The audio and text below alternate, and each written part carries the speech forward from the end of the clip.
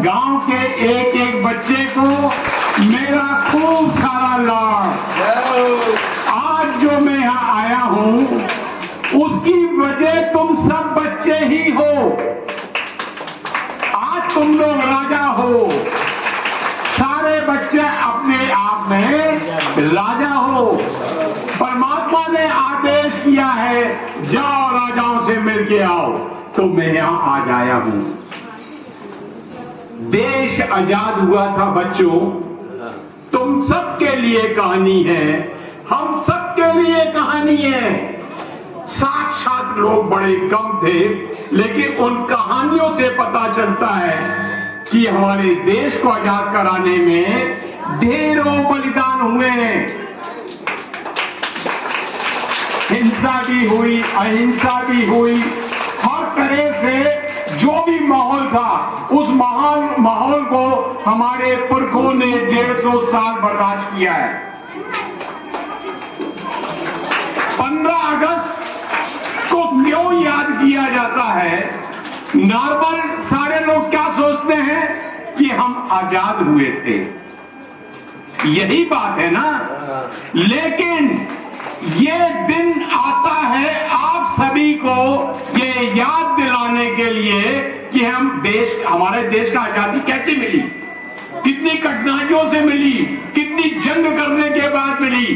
बार बार वो हमको मांझता है, हमें याद दिलाता है कि इस देश को कैसे प्यार करना है। हमारी जवाबदारी आज के दिन तय होती है।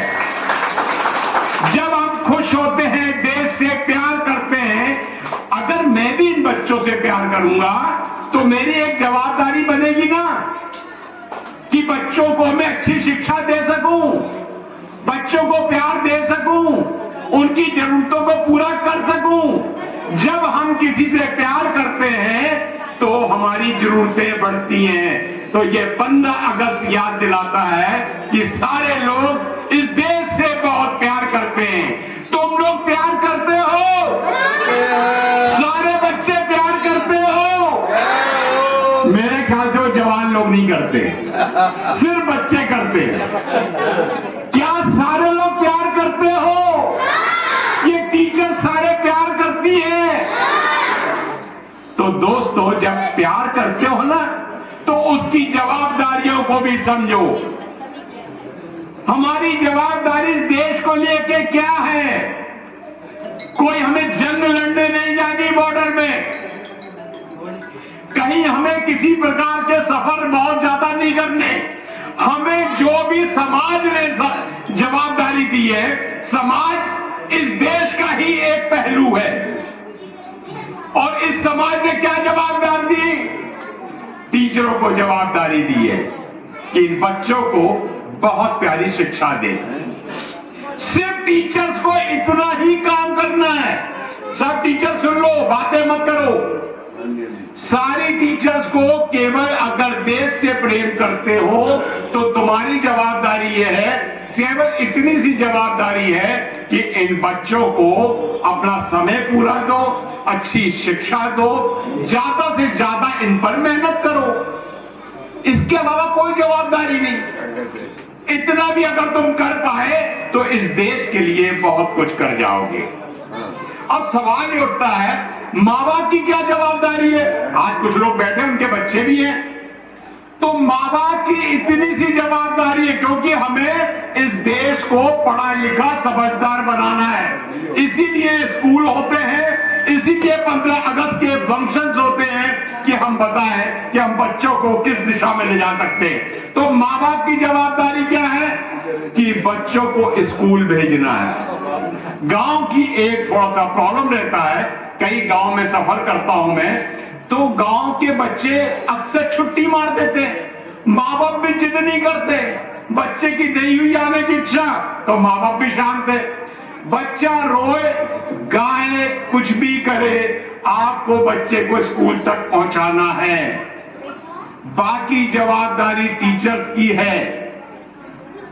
इस चीज को अच्छे, ये अपनी जवाबदारी को उठा के लेके जाओ। देश के लिए बहुत ज्यादा हल्ला नहीं मचाना है, बहुत धर्म की बातें नहीं है। ये समाज ने तुमको जो जवाबदारी दी लिए उनको ईमानदारी से करना है। अगर आप खेती कर रहे हैं ईमानदारी से करो, व्यापार कर रहे हो ईमानदारी से करो। जो भी आपके, मुझे जो सेवा मिली मैं अपनी ईमानदारी से कर रहा हूं। अक्सर हमारे हैप्पी सिंह साहब, कुदरत ने देखो इस गांव के साथ कितना सुंदर सहयोग किया। इस गांव में कोई तो बाशिंदे होंगे, कोई तो संत रहा होगा, कोई तो प्यारा रहा होगा, जो कुदरत ने हैप्पी सिंह की जवाबदारी लगाई। कहां बैठा है ये शख्स? 1000 किलोमीटर दूर से परमात्मा उसको बुलाता है इस गांव के लिए, और इस गांव को ये अपना ज्यादा से ज्यादा देने की पूरी कोशिश कर रहा है। सोचो, अभी उनका स्वास्थ्य भी थोड़ा सा गड़बड़ हुआ है, लेकिन उनके अंदर इतनी ताकत है, तुम सबका इतना प्यार है, हम सबकी इतनी दुआएं हैं, ये शख्स फिर जवानों की तरह उठ खड़ा होगा। और सब लोग हम अपने सर हैप्पी सिंह के लिए हमेशा दुआएं करेंगे, क्योंकि ये तुम सबके लिए परमात्मा का भेजा गया बंदा है, दूत है, ये दूत है तुम लोगों के लिए। तुम शायद इस बात को नहीं समझ पा रहे हो, कितना समझ पा रहे हो। मैं जबलपुर में बैठा और आज से 3 साल पहले मेरी मुलाकात हुई है। मैं पहली मुलाकात में समझ गया था कि ऐसा कौन करता है यार, इतना कौन करता है यार। सब पैसा कमाने में लगे, क्या हैप्पी सिंह यहाँ पैसा कमाने आए?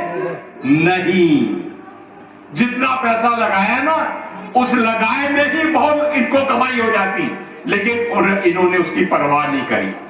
करोड़ों रुपए तुम्हारे ऊपर खर्च कर रहे। सपोज करो मैं तुम्हारे घर में जाऊं, एक किसी बच्चे के घर में जाऊं, उस बच्चे के लिए कुछ कपड़े लेके जाओ, कापी किताबें लेके जाओ, तो घर वाले क्या करेंगे? अरे सर बैठो बैठो, सर चाय पी के जाना, सर खाना खा के। हमारे बच्चे को कापी किताबें दूंगा, कपड़े दूंगा, टॉफी दूंगा, प्यार करूंगा, गोदी में बैठाऊंगा, तो मैं तुमको बहुत अच्छा लगूंगा। और हैप्पी सिंह पूरे गांव के बच्चों को अपनी गोदी में बैठाने को तैयार बैठा है। सोचो ये कौन है।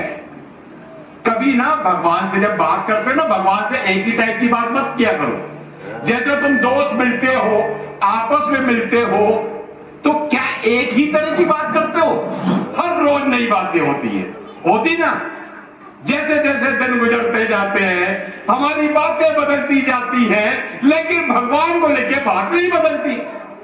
भाई भगवान जी हमको दे दो, भगवान जी ये कर दो, भगवान जी सॉरी, भगवान से भी बातें अलग अलग करो। अपनी दुआओं में बीच बीच में जब मन चाहे, हैप्पी सिंह के फिजिकल फिटनेस के लिए मैं अपनी आत्मा से बोल रहा हूं, तुम सब परमात्मा से जिद करना है, परमात्मा हमें हमारे ये सर चाहिए, स्वस्थ चाहिए, पूरे चाहिए, लंबे समय के लिए चाहिए, इनकी हमको जरूरत है। ये हमारा लालच है। कभी कभी प्यारे प्यारे लालच भी पालने होते हैं। ये प्यारा सा लालच हमारे बच्चों के लिए। तो तुम सभी गांव के बाशिंदों से, अभी मैं तो प्रॉमिस करके जाता हूं, आ नहीं पाता हूं, कुछ मैं समस्याओं में फंसा हुआ हूं, आहिस्ता आहिस्ता मैं और आता रहूंगा, तुम सबसे संवाद करता रहूंगा। स्कूल अपनी जगह है, गांव अपनी जगह है, ये हम अपनी जगह है, ये सारे लेकिन कभी भी एक जगह आ सकते हैं। जब भी एक जगह आए, एक दूसरे के लिए मोहब्बत के गीत गाएं। भीड़ में बैठे हो, रिश्तेदारियां ढेर हैं, गांव में भी तो कुछ नफरत के बीच भी चलते हैं। जिंदगी में कभी भी आपको ये लगे कि कोई शख्स हमारे अंदर नफरत के बीज बो रहा है, तो सबसे पहले समझ जाना, किसी के लिए भी अगर वो मेरे लिए बुराई करता तो तुम पकड़ो ना कि ये है क्या, सरदार जी ऐसे हैं क्या, मथारू जी ऐसे हैं क्या। किसी की बातों पे मत आना। अभी हमको प्रेम मोहब्बत का एक माहौल बनाना है। इस गांव को मिसाल की तरह पूरे हिंदुस्तान में इसका मैसेज छोड़ देना कि एक गांव ऐसा है जहां लोग बहुत प्यार से रहते हैं, बहुत ईमानदारी से काम करते हैं, अपने बच्चों की खैर खबर करते हैं। ये ऐसा हम सब कोशिश करेंगे तभी हो पाएगा ना। और कोशिश करने के लिए क्या पैसा लगेगा, क्या हमें बहुत समय देना पड़ेगा? नहीं, सिर्फ सोच लो, सिर्फ सोचना, मैं अभी यहां खड़े होकर सोच लूं मैं ईमानदार आज से रहूंगा, तो अभी से हो गया ना। क्या पैसा लगा? मुझे ईमानदार होने में पैसा लगा। अब मैं खड़े होकर क्या बोलता हूं, मैं अब बेईमान हो जाऊंगा। बेईमान होने के लिए बहुत मेहनत करनी पड़ती है। अब आपको लोगों को पकड़ना पड़ेगा, उनके साथ उनके धन को छीनना, उनके साथ धोखेबाजी करनी पड़ेगी, डर मचा रहेगा, चोरी चमारी करनी पड़ेगी। यही है ना, कितना कठिन काम है। और लोग क्या कठिन काम पकड़ लेते, सरल काम। आप जहां खड़े हो, हमारे को समाज ने, हमको परमात्मा ने जो भी काम सौंपा है, हम वो काम करें। अब सारे धर्मों में है दान की प्रथा कि दान करो। जैसी भी बोलता ना, या कोई बोलता दान करो तो लोगों को लगता है पैसे मांग रहा है ना। दान सिर्फ पैसे का नहीं होता, इस चीज को अच्छे समझ लो तुम लोग। हर बच्चे को भी दान करें, छोटा सा नन्हा सा बच्चा भी वो दान कर सकता है। इस गांव के गरीब से गरीब बंदा, ताकतवर, कमजोर, सब लोग दान कर सकते हैं। अब दान करें कैसे? दान का सिंपल सा फंडा है, जो तुम्हारे पास है, जिसको तुम्हें किसी को देने से नुकसान नहीं होता, वो उसको दे दो। लेकिन फिर भी नहीं दे पाते, कुछ भी नहीं है हमारे पास देने को, तब भी एक चीज है तुम्हारे पास, सबके पास है, वो है, समझ लेना इसको जो मैं दे रहा हूं मैं, एक चीज सबके पास है जो बांट सकते हो तुम, बेतहाशा बांट सकते हो, 24 घंटे नदिया की धारा की तरह बहा सकते हो, वो है मुस्कुराहट। जब भी जिससे मिलना, मुस्कुरा के मिलना। घर से अगर टेंशन भी है तो काका के पैर छूना। गांव के काका, गांव के बुजुर्ग, हमारे हिंदू धर्म में ना सबसे सुंदर संस्कार, अगर कोई मुझसे पूछे कि हिंदू धर्म का सबसे सुंदर संस्कार कौन सा है, वो संस्कार है पैर छूना, बुजुर्गों के पैर छूना। बच्चे के अंदर एक स्वभाव आ जाता है झुकने का, और जैसे यहां तक तो कहानी हो गई कि बच्चे ने पैर छुए, दुनिया को दिख रहा बच्चे को छुए, लेकिन जिस बुजुर्ग के तुम पैर छुओगे ना, उसको बेतहाशा एनर्जी मिलती है। वाह, क्या बात है। एक शख्स भीड़ में खड़ा है, 25 लोग जाके उसके पैर छू के आ जाए अकेले बंदे के, वो अपने आप में शहंशाह दिखने लग जाता है। दुनिया कहती है कौन है, और वो भी सोचता मैं कुछ हूं, ऐसा क्या मैंने कर दिया, कुछ तो मैंने किया है, उसको भी कॉन्फिडेंस आता है। और जब कोई बच्चा पैर छूता है तो उसकी जवाबदारी इस बुजुर्ग की हो जाती है। हम 10 के पैर छुए तो 10 जवाबदार लोग आपके आसपास रहेंगे। गांव में 50 लोगों के पैर छुए, 50 लोग जवाबदार रहेंगे। सपोज करो एक कुंवारा है, सोच के देखना, ये वो गांव में हर बुजुर्ग के पैर छूता है। किसी दूर गांव से रिश्ता आया शादी का, पूरा गांव बोलेगा लड़का बहुत अच्छा है, क्यों? क्योंकि पैर छूता है। सोचो पैर छूने की अदा कितनी प्यारी है, संस्कार ही है। इस संस्कार को खत्म मत होने देना। काका तुमको झापड़ी मारे तो पैर छूना, काका गाली बके तो पैर छूना, एक दिन काका गाली बकना बंद कर देंगे। तुम अपना स्वभाव बना के, अगर ये बड़े लोग करेंगे ना तो ये बच्चे करेंगे। तुम जो जो करोगे, सब बड़ों को, टीचर्स को, सबको, तुम जो जो करोगे बच्चे वही वही करेंगे। तुम गलत करोगे तो बच्चे गलत करेंगे। अगर बच्चे तुम्हारे कारण गलत करेंगे तो परमात्मा तुम्हें नहीं छोड़ेगा कि इसने नन्हे बच्चों को बर्बाद कर दिया। इसलिए कैसी शिक्षा करो, तंबाकू खाते हो, तुम्हारा अपना स्वभाव है, एज भी हो गई आपकी, आप समझ सकते, बच्चे के सामने मत खाओ यार। शराब पीनी बच्चे के सामने मत करो यार। अगर कोई भी शख्स गाली, अगर इस गांव में कोई नहीं बकेगा, बच्चे को यही नहीं मालूम होगा कि गाली क्या होती है। कोई भी तंबाकू नहीं खाएगा तो बच्चे को पता ही नहीं चलेगा तंबाकू होता है, शराब होती है। हम सिखाते हैं इन बच्चों को, जब हम सिखाते हैं यही बच्चे गलत रास्ते पे जाते हैं, तुम बूढ़े हो जाते हो, तुम्हारे लिए ये बच्चे बला बन जाते हैं, ये सजा है। जब हम गलत बच्चे को शिक्षा देंगे उसका भुगतान सबको करना पड़ेगा। ये बातें देखो देश की आजादी से रिलेटेड नहीं लग रही होंगी, है ना, लेकिन देश के लिए है ये, और जो भी बात देश के लिए है तो ये 15 अगस्त के लिए है। तो इसलिए मैं डिटेल में बातें कर रहा हूं। वैसे तो मैं आता ही रहूंगा, तुम लोग से मिलता ही रहूंगा, परमात्मा मेरी ड्यूटी लगाता रहेगा। अभी कुछ ड्यूटी कम लगा रहा है, उम्मीद है एक बहाव आएगा। मैं एक्चुअली जल्दी आऊंगा और टीचर से मीटिंग करना चाहूंगा, ठीक है, और एक मीटिंग ऐसी रखना जो सब बच्चों के माँ बाप आए। टीचर्स के साथ भी मीटिंग करना चाहूंगा, उनके माँ बाप के साथ भी मीटिंग करना चाहूंगा। कुछ बातें जो समाज ने मुझे दी है, दुनिया ने मुझे दी है, वो तुम सबको देना चाहता हूं। तो वो अगर सब लेना चाहते हो तो बहुत जल्दी हम ऐसा एक माहौल बनाएंगे।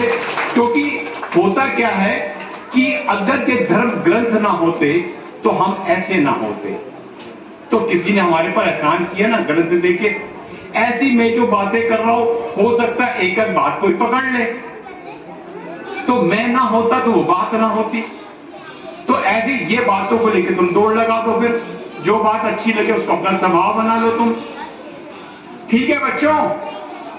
बातें बहुत है, कोशिश ये करता हूं, बहुत ज्ञान भी बोर कर देता है, इसलिए अपनी बातों को विराम लगाता हूं और तुमसे एक बार फिर से लबालब लब करता हूं। अब मैं एक आदत डाल रहा हूं तुम लोगों बच्चों को, ठीक है। मैं जब भी आया करूंगा तुम लोग एक शब्द बोलूंगा, ठीक है, सब चाहे बड़ा हो चाहे छोटा हो। मैं बोलूंगा लव यू। लव यू सब जानते क्या है कि मैं तुमसे प्यार करता हूं, लेकिन इसको क्या सोचते, इश्क की बात है नहीं। इसका ट्रांसलेशन क्या, मैं तुमसे प्यार करता हूं। मैं मां के साथ मां को भी बोल सकता मम्मी आई लव यू, पापा I love you, happy Singh I love you. ये टीचरों को बच्चों को आई लव यू, मैं सबको टोकी सबसे प्यार करता हूं। अब मैंने एक पैटर्न बनाया होगा, मजा आएगा उसमें, हंसी भी आती है उसमें। मेरे सारे गांव के बच्चे मेरे को एक ही बात करते हैं, जब मैं कहता हूं लव यू तो वो बच्चे सामने से बोलते लबालब। लबालब का मतलब क्या, भरा हुआ पूरा, उनकी तरफ से पूरा भरा हुआ लव यू। हमने बोला लव यू, उसने बोला लबालब लव, मेरे से भी ज्यादा। तो हम अब जब भी मिलेंगे love you love you love you. Bharat माता की, भारत माता की, भारत माता की। यही एनर्जी बनाए रखना। Love you, love you.